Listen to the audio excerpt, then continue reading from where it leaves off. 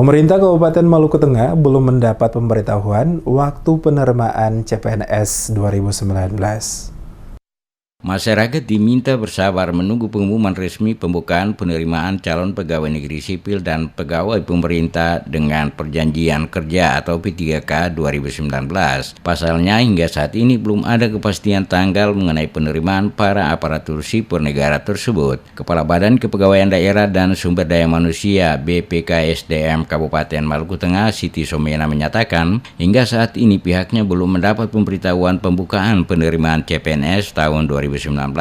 Somena mengimbau masyarakat untuk lebih cermat saat menerima informasi terkait calon pegawai negeri sipil. Sebab di era digital seperti saat ini banyak informasi tentang penerimaan hasil seleksi serta pengangkatan CPNS yang tidak benar alias hoaks. Menurut Somena, yang baru diminta oleh Kementerian Pendayagunaan Aparatur Negara dan Reformasi Birokrasi dari pemerintah daerah Kabupaten Maluku Tengah, yaitu formasi CPNS yang dibutuhkan sesuai keputusan yakni 30% CPNS dan 70% pegawai pemerintah dengan perjanjian kerja atau P3K.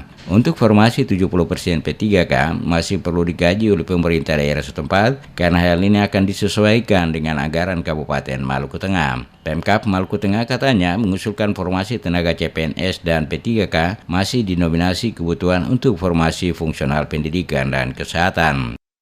Penerimaan CPNS untuk Maluku Tengah, mungkin juga untuk provinsi dan kabupaten lainnya di Indonesia, kabupaten kota lainnya di Indonesia itu 30%.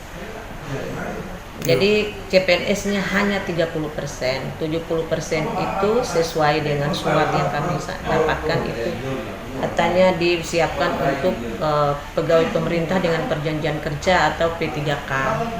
Tapi kalau untuk P3K di Maluku Tengah masih dalam kajian, karena ini kaitannya dengan ketersediaan anggaran oleh pemerintah daerah, kabupaten, kota maupun provinsi masing-masing. Sedangkan untuk CPNS itu menjadi tanggung jawab pemerintah pusat.